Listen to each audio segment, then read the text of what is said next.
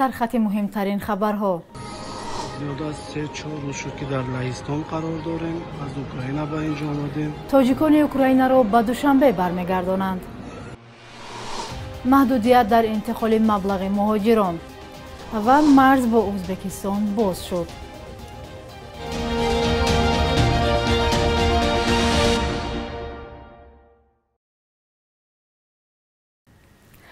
سلام بیننده های عزیز، خوش آمدید به برنامه نوید بامدادی. امروز 8 مارس است. تاجیکانی را که از اوکراین به لهستان پناه بردند به دوشنبه برمیگردانند.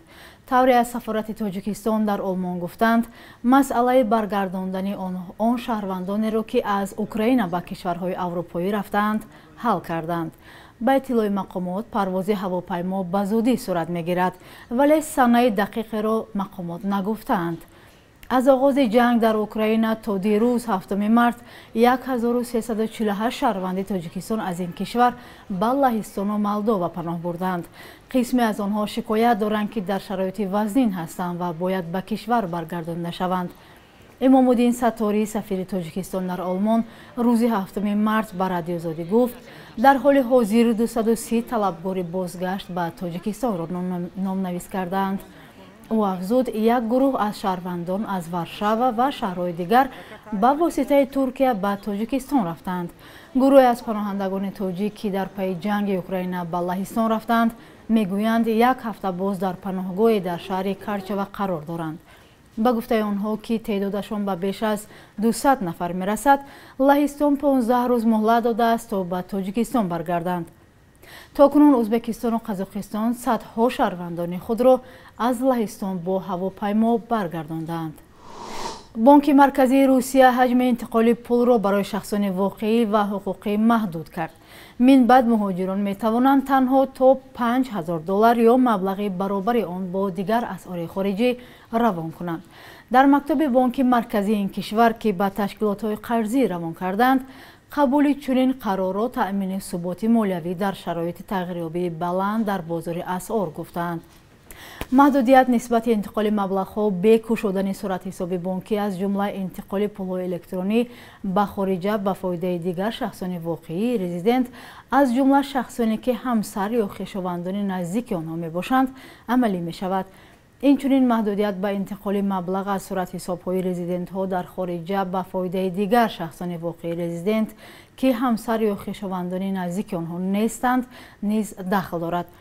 در همین حال رینات کریموف رئیس کمیته مرکزی اتفاقهای کسبه مهاجران کاری گفته است این محدودیت به مهاجران از سابق کشورهای اتحاد شوروی دخل ندارد. او گفته است که مهاجران مبلغ زیاد انتقال نمی‌دهند و هم آن را میتوان با روبل هم طریق یکچند نظام پرداخت انجام داد. ضمناً به قرب شوی قرب روبل در تاجیکستان همانا ادامه دارد. در پی تحریم های ضد روسیه که در پاسخ به حمله این کشور به اوکراین جاری شد، قرب رسمی روبل نسبت به سامانه به اندازه 35.7% پایین رفت. طوری از نوشته های بعضی از بیننده های رادیو آزادی برمی‌آید مهاجران امیدوارند که ارزش قرب روبل باز بیشتر خواهد شد. از این خاطر از فرستادن پول با قرب پس خودداری میکنند. امروز 8 مارس بانک تجارتی اسخات 1000 روبل روسی را با قرب 84 سومانی عوض میکند. فروش آن باشد 92 سومانی و 20 درم گفته شده است. یک ساکن شهر کولوب همساله در روز مادران به 9 زن تحفه های گوناگون هدیه میکرد. با گذشت سالها این مرد 80 ساله سلامتیش را از دست داد و حالا کنار همسر و دخترانش از خاطره های شیرین روزگار گذشته قصه می کند. محمود جان رحمتزاده از شهر کولوب گزارش می دهد. میریم دارو درمان منم.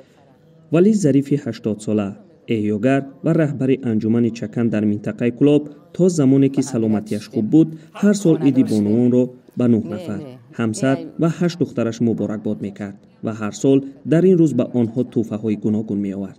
این سال هم اگر می توانست دکان به دکان می گشت تا برای هر کدام هدیه بدل نزدیک او را پیدا می نمود.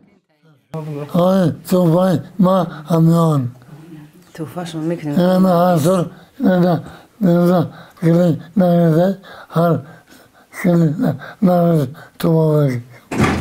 ҳамкоронаш ҳолати ӯро ба шӯхӣ мекашонданд ва ин рӯзро барояш рӯзи вазнин меномиданд, вале ӯ мегуфт хушбахт аст ки ҳамаи фарзандонаш духтаранд ва онҳо аз азизтарин касон ва гулҳои зиндагиаш ҳастанд. гулизор тоирова хонуми валӣ зариф мегӯяд ҳаргиз надидааст ё ҳис накардааст ки ҳамсараш аз духтар будани фарзандонаш нохоҳ бошад.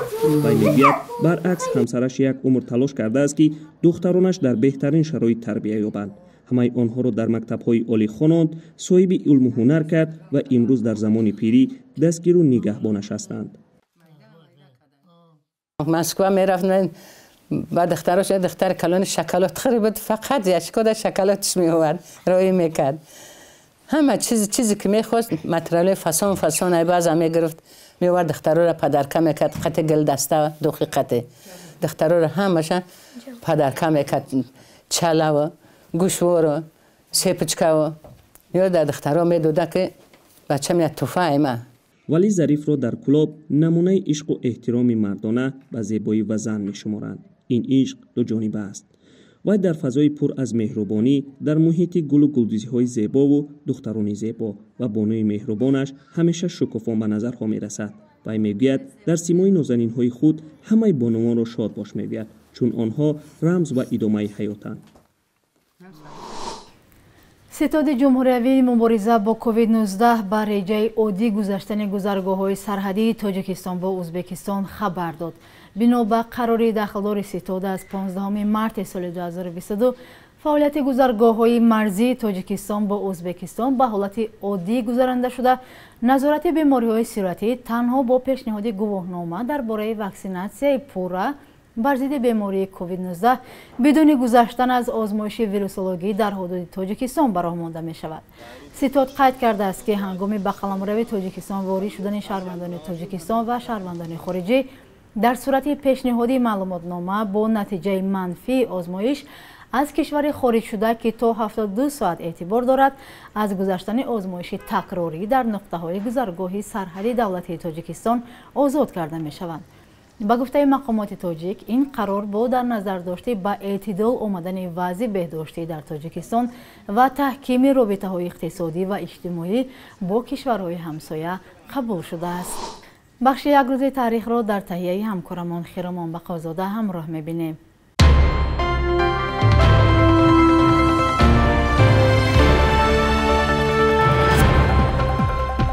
8 март дар Тоҷикистон рӯзи модар таҷлил мешавад. Ин сана таърихи беш аз як асра дорад, вақте дар Аврупо ҳомиёни ҳуқуқи зан бо талаби ҳаққу ҳуқуқи баробар бо мардон дар ҳаёти иҷтимоиву сиёсӣ баланд шуданд.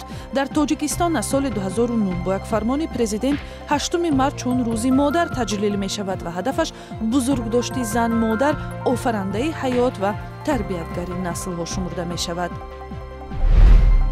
моҳи марти соли 2013 дар пайи музокираҳои бисёрсола осорхонаи маъруфи бритониё 6 нусхае аз ганҷинаҳои хазинаи омуро ба осорхонаи миллии Тоҷикистон тақдим кард. ганҷинаи ому дар умум аз 200 ёдгории нодири тиллоии садаҳои 6 то 3 пеш аз милод иборат буда аз гаронарзиштарин маҷмӯаҳои ҷаҳон ба шумор меравад.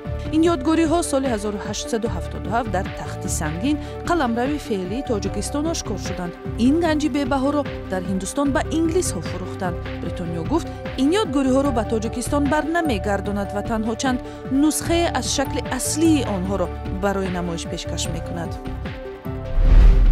8 марти соли 1950 шоираи тоҷик Хосият Вализода таваллуд шудааст, ки чун як шоири лирик маъруф шудааст. муаллифи маҷмӯаҳои Давоми роҳ, Таронаи ишқ, Наозоре дили занро ва дигарҳо бештар шеърҳои ватандӯстона ва ишқӣ навишта тараннумгари шеъри занона ба ҳисоб меравад. овозхонҳои зиёде мисли Парда Қосимов, Лола Азизова, Азиз Ваҳоб ва дигарҳо таронаҳое бо матни Хосият Вализода иҷро кардаанд. بانک ملی قرب اسعار خارجی را برای امروز چنین تعیین کرده است: 1000 روبل روسی 91 سومانی و قرب دلار باشد. رسما برای 100 دلار 1130 سومانی مقرر شده است. در بانک‌های تجارتی و بازار سیاه ارزش روبل و دلار آمریکایی به مراتب فرق می‌کنند.